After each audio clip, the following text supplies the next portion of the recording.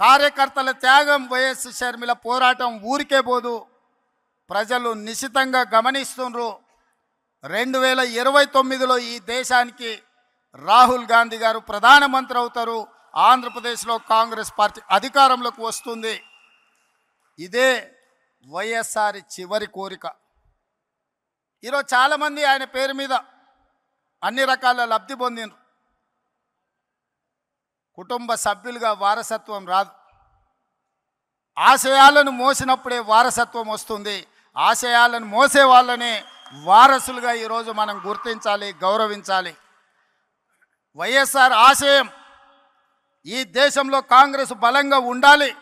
బడుగు బలైన దళిత గిరిజన మైనారిటీ మహిళల్ని ఆదుకోవాలి, హక్కున చేర్చుకోవాలి అనే ఆలోచనతో రాహుల్ గాంధీ గారు ప్రధానమంత్రి కావాలన్నదే వైఎస్ఆర్ గారి ఆలోచన.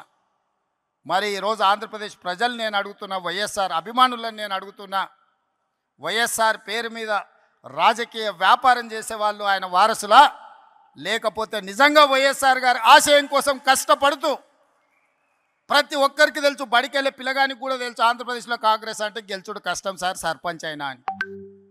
సర్పంచ్ గెలవడానికి కష్టమైనా పర్వాలేదు, నేను కష్టపడతా అని ముళ్ళబాట ఎన్నుకున్నది వైఎస్ షర్మిల. కాంగ్రెస్ పార్టీ జెండా మోస్తుంది అని అంటే కేవలం వైఎస్ఆర్ ఆశయాన్ని కొనసాగించడం కోసమే ఈరోజు వైఎస్ షర్మిల బాధ్యత తీసుకున్నారు.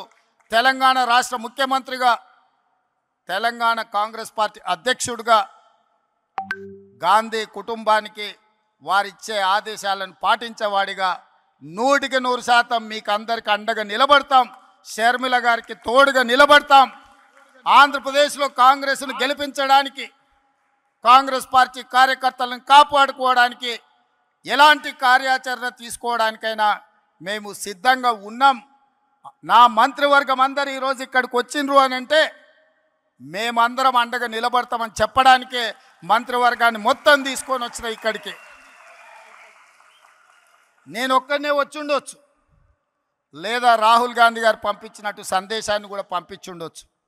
అలా కాకుండా మేమందరం, మా సహచర మంత్రివర్గ సభ్యులందరం కూడా వచ్చి వేదిక మీద కూర్చున్నాము అని అంటే మేమున్నాం మీకు అండగా నిలబడడానికి, మేముంటాం మీకు తోడుగా నిలబడడానికి.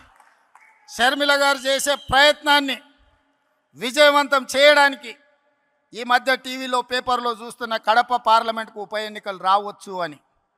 నిజంగానే ఉప ఎన్నికలు వస్తే ఊరూరు తిరిగే బాధ్యత నేను తీసుకుంటా.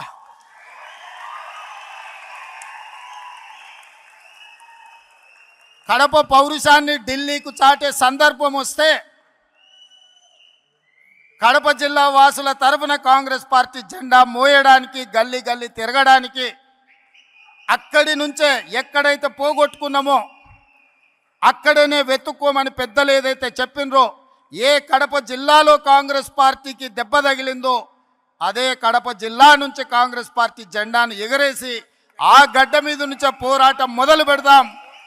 మీరందరూ కలిసి రండి, మేము అండగా నిలబడతామని తెలియజేస్తూ